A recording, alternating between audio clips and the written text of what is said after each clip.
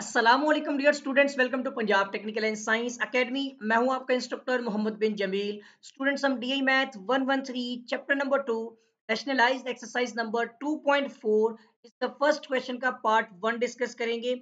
में हमने क्या करना है कि write the next 5 terms of the following GPs. आपने इसकी जो है ना फर्स्ट यानी कि नेक्स्ट 5 जो है, जैसे कि 2 और 10 है ना, इससे आगे मजीद आपने नेक्स्ट जो है वो 5 टर्म्स तक, यानी कि इसमें 3 4 5 6 और 7 टर्म तक के अगले जितने भी नंबर्स हैं वो फाइंड करने हैं।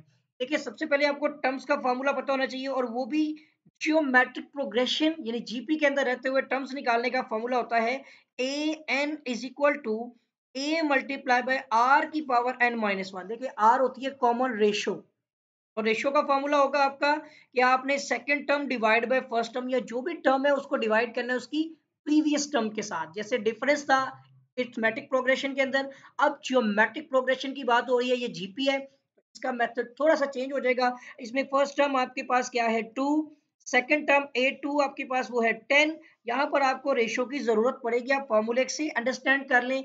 आपने यहाँ पर जो है वो इसके नेक्स्ट जो है वो आपने जो नंबर्स फाइंड करने, तो आपका एन क्या होगा इसके अंदर, 1 और 2 मौजूद है ना, 3 4 5 6 और 7। नेक्स्ट 5 टर्म्स आपने यहाँ पे लिखा हुआ है, देखें नेक्स्ट 5 टर्म्स, अगली 5 टर्म्स, जैसे कि A1 A2 है ना, तो A3 A4 A5 A6 और A7 आपने फाइंड करने हैं। तो एन नंबर्स दे दिए मैंने, और रेशियो आपके पास A2 डिवाइड बाई A1। इस बेस पर आपके पास A2 जो है वो 10 डिवाइड बाई 2 करेंगे तो 5 आपके पास R की वैल्यू भी आ जाएगी।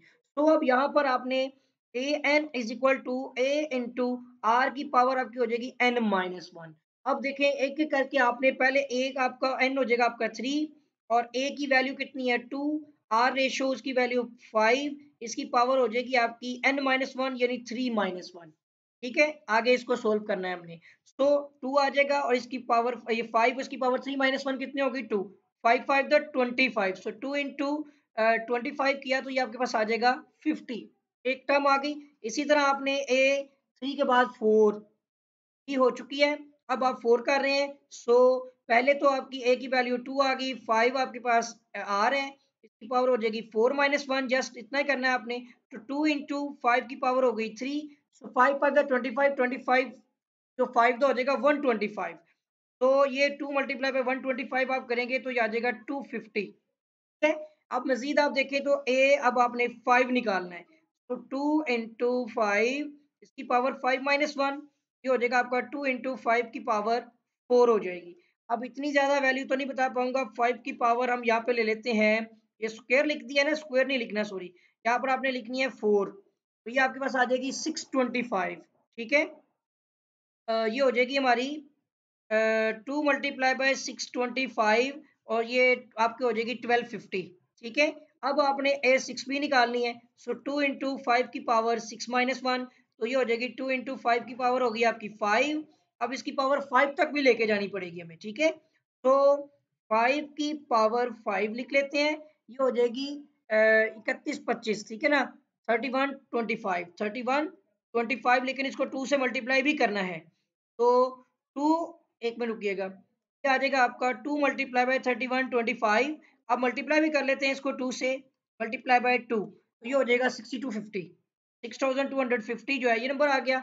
अब आपने A7 भी निकालना है, तो 2 इंटू 5 की पावर आपकी 7 - 1, तो अब ये 6 भी हो जाएगी, तो 5 की पावर हो गई 6, ये आपकी आ जाएगी 2 इंटू, अब ये भी निकाल लेते हैं, तो 5 की पावर जो है ये निकालनी है यहाँ पर 5 की पावर 6। ठीक है, मैं नेक्स्ट कर देता हूँ, ये 6, ये आ गई हमारे पास 15,625, 15,625। इसको भी 2 से मल्टीप्लाई कर लेते हैं, तो मल्टीप्लाई बाय 2 किया तो ये आ गया 31,255, 31,250, सॉरी 50 होगा, 55 नहीं। ठीक है, अब आपके पास जो नेक्स्ट जो 5 टर्म्स उसने कही थी वो क्या निकली हैं, एक आपका है 50, फिर 2250 है, 1250, 6,250 एंड 31,250। ये वो नेक्स्ट 5 टर्म्स आ रही है। मैं जरा इसका आंसर भी देख लेता हूँ। देखें जी, 50 250 1250 6,250 और 31,250, ये हमारे इसकी जो नेक्स्ट 5 टर्म्स थी जो फाइंड हो चुकी हैं। आई होप के स्टूडेंट्स आपको ये क्वेश्चन नंबर 1 का पार्ट 1 था, ये समझ आ गया होगा। और बहुत इजी है, सिंपल सा है, बस ये टर्म्स थी, इसमें 4 फिर 5 फिर 6 और 7, ये जो टर्म्स थी नेक्स्ट 5 टर्म्स, ये हमने यहाँ पर जो है वो फाइंड कर ली हैं। मैं उम्मीद करता हूँ कि आप इसकी अच्छी तरह से प्रैक्टिस करेंगे। इसके साथ ही अगर आपने अभी तक मेरे चैनल को सब्सक्राइब नहीं किया तो चैनल को जो है वो आप सब्सक्राइब भी कर लें, और साथ ही जो है वो आपने बेल आइकन पर क्लिक भी कर देना है, ताकि आपको नई वीडियोस नई अपडेट्स जो है वो बर वक्त और आसानी मिलती रहे। स्टूडेंट्स आपके साथ जो है फिर मुलाकात होगी एक नई वीडियो में एक नए लेक्चर के साथ। दुआ में याद रखिएगा। तब तक के लिए अल्लाह हाफ़िज़।